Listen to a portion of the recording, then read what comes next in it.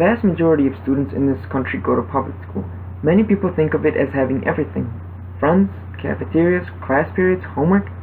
It's a way of life for students as well as parents, but have you ever considered the downside of public school? How about having to drag yourself out of bed much earlier than you want? Worrying about getting your homework done on time, bullies, nasty classmates, the hassle of getting a sick day, horrible cafeteria food, and the possibility of being overwhelmed in class with unhelpful teachers. These downsides are pretty much universal in the public school scene. So what's the solution? How can we educate our kids without having them be subjected to these trials and tribulations? Wouldn't it be much nicer if you could choose when to wake up, move at your own pace in classes? Well, that's exactly what homeschooling is. Whether they admit it or not, this board probably brings certain images to many people's minds. However, these stereotypes are usually brought about due to the general lack of knowledge of how homeschooling works. Homeschool actually doesn't look at all like what was just portrayed. Here's what a typical day in a homeschooler's life looks like.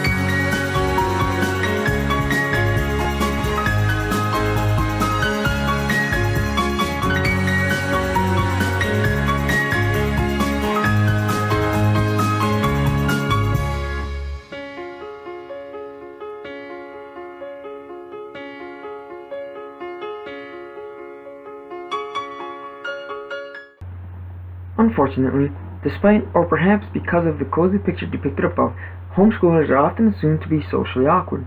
This is the most common objection brought up against homeschooling, so we're going to examine it in depth. Is this really how homeschoolers socialize? I went to public school. And homeschooled. You were homeschooled? I think, yeah. Did you like it? Yeah. Are you okay? Yeah. Actually, most homeschoolers are great communicators.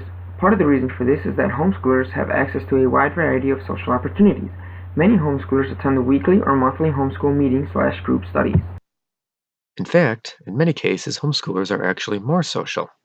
We interviewed Professor Mary Wood, speech teacher here at CUD with 36 years of experience in education, and asked her a few questions about homeschoolers. Mrs. Wood stated, "The homeschoolers I had were more sociable than some of their peers. They were more interested in getting to know their peers, more comfortable in groups, and most seemed to enjoy the interactions. They were comfortable talking about themselves more so than their peers." Here are some more quotes from Professor Wood.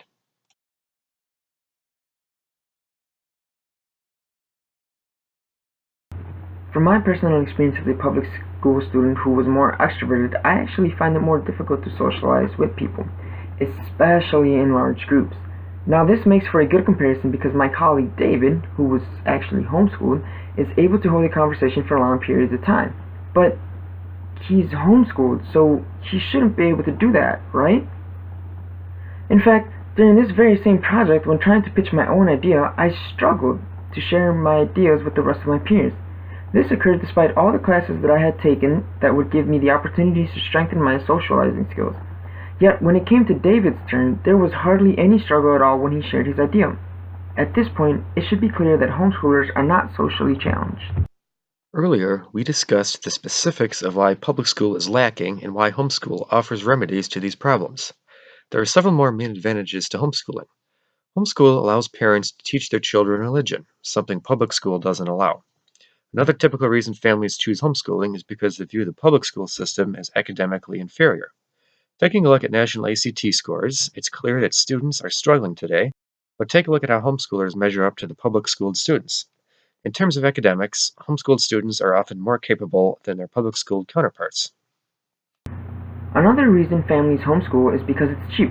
Only the books and syllabus must be purchased. Homeschool families simply reuse their books to educate each child. Also, homeschoolers' lunches are much cheaper, being home-cooked, and there is no transportation cost at all. We have illuminated homeschooling a bit and tried to show what homeschool is actually all about. We showed that some common misconceptions of homeschoolers, such as their supposed anti-sociability, are false stereotypes. We've also presented a few reasons why homeschooling is a good idea.